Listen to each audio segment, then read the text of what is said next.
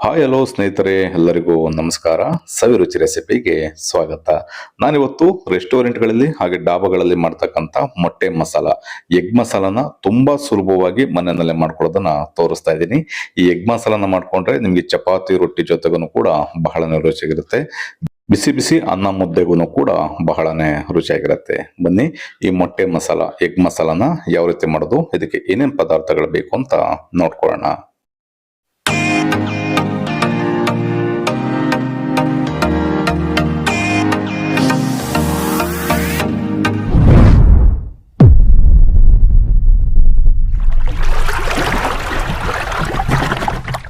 ಮೊಟ್ಟೆ ಮಸಾಲನ ಮಾಡಲಿಕ್ಕೆ 6 ಮೊಟ್ಟೆಗಳನ್ನ ಬೇಯಿಸಿ ಸಿಪ್ಪೆನ ತೆಗೆದು ಇಟ್ಕೊಂಡಿದ್ದೀನಿ.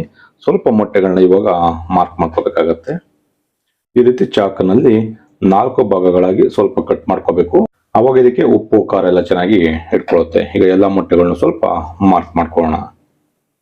ಈಗ ಎಲ್ಲ ಮೊಟ್ಟೆಗಳನ್ನು ಕೂಡ ಮಾರ್ಕ್ ಮಾಡ್ಕೊಂಡಿದ್ದಾಗಿದೆ. ಇದನ್ನ ಸಪರೇಟ್ ಆಗಿ ತೆಗೆದಿಟ್ಕೊಳ್ಳೋಣ. ಮೊಟ್ಟೆ ಮಸಾಲಾನ ಮಾಡಲಿಕ್ಕೆ ಒಂದು ಫ್ರೈ ಪ್ಯಾನ್ ಬಿಸಿಯಲ್ಲಿ ಇಟ್ಕೊಂಡು ಇದಕ್ಕೆ ಒಂದು 2 ರಿಂದ 3 ಟೇಬಲ್ ಸ್ಪೂನ್ ಅಷ್ಟು ಎಣ್ಣೆ ಸೇರಿಸ್ಕೊಳ್ಳೋಣ. ಎಣ್ಣೆ ಚೆನ್ನಾಗಿ ಬಿಸಿ ಆದ್ಮೇಲೆ ಇದಕ್ಕೆ ಸ್ವಲ್ಪ ಸೋಂಪು ಕಾಳನ್ನ ಸೇರಿಸ್ಕೊಳ್ಳೋಣ.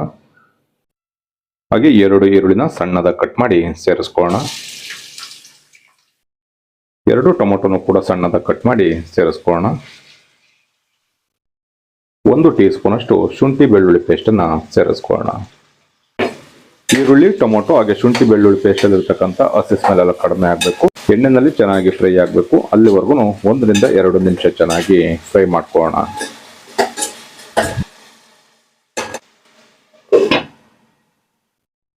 ಈರುಳ್ಳಿ, ಟೊಮೊಟೊನು ಕೂಡ 1-2 ನಿಮಿಷ ಫ್ರೈ ಮಾಡ್ಕೊಂಡಿದ್ದೀನಿ. ಇವಾಗ ಇದಕ್ಕೆ ಸ್ವಲ್ಪ ಮಸಾಲ ಪದಾರ್ಥಗಳನ್ನ ಸೇರಿಸ್ಕೊಳ್ಳೋಣ. 1/4 ಟೀ ಸ್ಪೂನ್ಗಿಂತ ಕಡಿಮೆ ಅರಿಶಿಣದ ಪುಡಿ,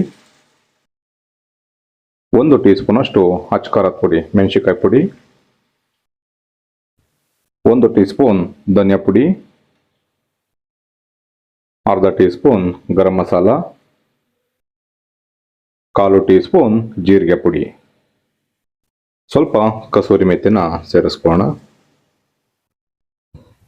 ಹಾಗೆ 1-2 ಟೇಬಲ್ ಸ್ಪೂನ್ ಅಷ್ಟು ಗಟ್ಟಿ ಮೊಸರನ್ನ ಸೇರಿಸ್ಕೊಳ್ತಾ ಇದ್ದೀನಿ. ಇದೇ ಮಸಾಲಾನು ಸ್ವಲ್ಪ ಎಣ್ಣೆ ಜೊತೆನಲ್ಲೇ ಚೆನ್ನಾಗಿ ಫ್ರೈ ಮಾಡ್ಕೊಳ್ಳೋಣ. ಮೊಟ್ಟೆ ಮಸಾಲಾಗೆ ಸ್ವಲ್ಪ ಮೊಸರನ್ನ ಸೇರಿಸ್ಕೊಳ್ಳೋದ್ರಿಂದ ಗ್ರೇವಿ ರುಚಿ ಅಂತೂ ಇನ್ನೂ ಅದ್ಭುತವಾಗಿರುತ್ತೆ. ಚೆನ್ನಾಗಿ ಈ ಮಸಾಲಾ ಪದಾರ್ಥ ಎಲ್ಲ ಬೆಂದು ಎಣ್ಣೆ ಬಿಡಬೇಕು. ಮತ್ತೆ 1 ರಿಂದ 2 ನಿಮಿಷ ಚೆನ್ನಾಗಿ ಫ್ರೈ ಮಾಡ್ಕೊಳ್ಳೋಣ. ಅಷ್ಟರಲ್ಲಿ ಇದಕ್ಕೆ 1-2 ಟೊಮೊಟೊನ ರುಬ್ಬಿ ಸೇರಿಸ್ಕೊಳ್ಳೋಣ. ಆಗ ಗ್ರೇವಿ ರುಚಿ ಇನ್ನೂ ತುಂಬಾ ಚೆನ್ನಾಗಿರುತ್ತೆ.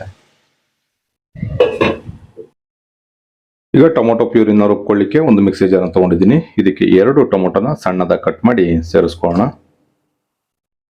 ಸ್ವಲ್ಪ ಮೊಟ್ಟೆ ಮಸಾಲ ಗಟ್ಟಿಯಾಗಿ ಬರಬೇಕು ಅಂದ್ರೆ 1-2 ಟೇಬಲ್ ಸ್ಪೂನ್ ಅಷ್ಟು ತೆಂಗಿನಕಾಯಿ ತುರಿನೂ ಕೂಡ ಸೇರಿಸ್ಕೊಳ್ಳೋಣ.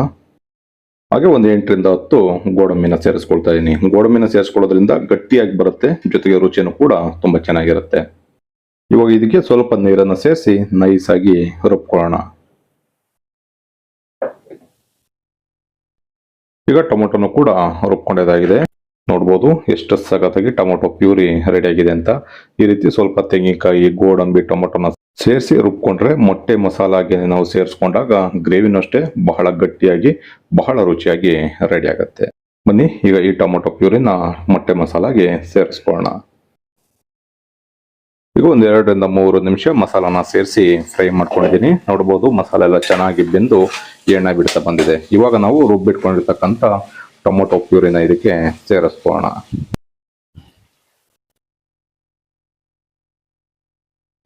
ಇದಕ್ಕೆ ಈಗ 1 ಕಪ್ಪಿನಷ್ಟು ನೀರನ್ನ ಸೇರಿಸ್ಕೊಳ್ಳೋಣ. ನಿಮಗೆ ಗ್ರೇವಿ ಎಷ್ಟು ಅದಕ್ಕೆ ಬೇಕು ನೋಡಿಕೊಂಡು ನೀರನ್ನ ಸೇರಿಸ್ಕೋಬೇಕಾಗತ್ತೆ. ನೀವು ಅನ್ನಕ್ಕೆ ಏನಾದರೂ ಮಾಡ್ಕೊಳ್ಳೋದಾದ್ರೆ ಸ್ವಲ್ಪ ನೀರನ್ನ ಜಾಸ್ತಿ ಸೇರಿಸ್ಕೊಳ್ಳಿ. ಚಪಾತಿ, ರೊಟ್ಟಿ, ಪೂರಿ ಜೊತೆಗೆ ಮಾಡ್ಕೊಳ್ಳೋದಾದ್ರೆ ಸ್ವಲ್ಪ ಗಟ್ಟಿಯಾಗಿ ಮಾಡ್ಕೋಬೇಕಾಗತ್ತೆ. ಈಗ ರುಚಿಗೆ ಎಷ್ಟು ಬೇಕೋ ಅಷ್ಟು ಉಪ್ಪನ್ನ ಸೇರಿಸ್ಕೊಳ್ಳೋಣ.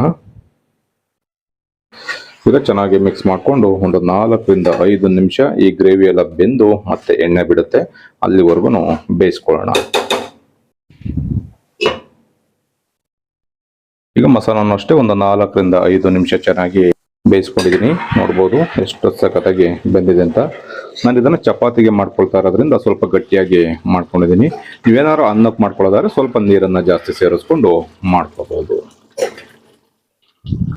ಇವಾಗ ಇದಕ್ಕೆ ಸ್ವಲ್ಪ ಬೆಣ್ಣೆನ ಸೇರಿಸ್ಕೊಳ್ತಾ ಇದ್ದೀನಿ. ಮನೆಯಲ್ಲಿ ಬೆಣ್ಣೆ ಇದ್ರೆ ಸೇರಿಸ್ಕೊಳ್ಳಿ, ಇಲ್ಲಾಂದ್ರೆ ಸ್ಕಿಪ್ ಮಾಡ್ಬೋದು. ಹಾಗೆ ಒಂದು 3 ಹಸಿಮೆಣಸಿಕಾಯಿನ ಮಧ್ಯಕ್ಕೆ ಸೀಳಿ ಸೇರಿಸ್ಕೊಳ್ಳೋಣ. ಈಗ ಚೆನ್ನಾಗಿ ಒಂದು ಸಲ ಮಿಕ್ಸ್ ಮಾಡ್ಕೊಳ್ಳೋಣ. ಇವಾಗ ಇದಕ್ಕೆ ಬೇಯಿಸಿ ಇಟ್ಕೊಂಡಿರ್ತಕ್ಕಂಥ ಮೊಟ್ಟೆಗಳನ್ನ ಸೇರಿಸ್ಕೊಳ್ಳೋಣ.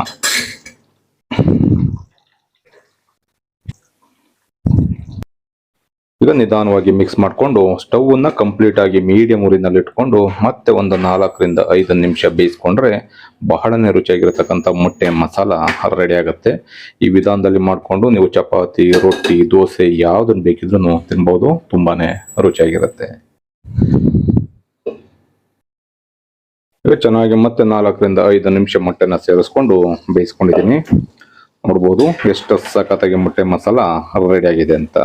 ಆಗ್ಲೇ ಹೇಳಿದಾಗೆ ಈ ವಿಧಾನದಲ್ಲಿ ಮಾಡಿಕೊಂಡು ನೀವು ಚಪಾತಿ, ರೊಟ್ಟಿ, ಪೂರಿ, ದೋಸೆ ಯಾವ್ದನ್ನ ಬೇಕಿದ್ರೂ ತಿನ್ಬೋದು. ಅಥವಾ ಬಿಸಿ ಬಿಸಿ ಅನ್ನಕ್ಕೂ ಕೂಡ ತುಂಬಾನೇ ರುಚಿಯಾಗಿರುತ್ತೆ.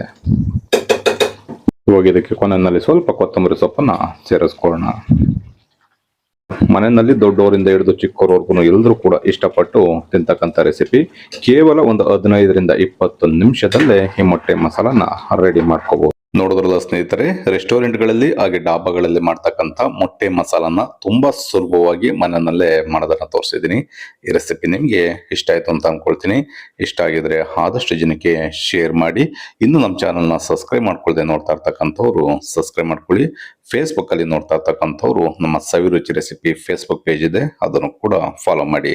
ಮರಿದೇನೆ ಈ ಮೊಟ್ಟೆ ಮಸಾಲಾನ ನೀವು ಕೂಡ ಒಂದು ಸಲ ಟ್ರೈ ಮಾಡಿ ಹೇಗಿತ್ತು ಅನ್ನೋದನ್ನ ಕಮೆಂಟ್ ಮಾಡಿ ತಿಳಿಸಿ. Thank you.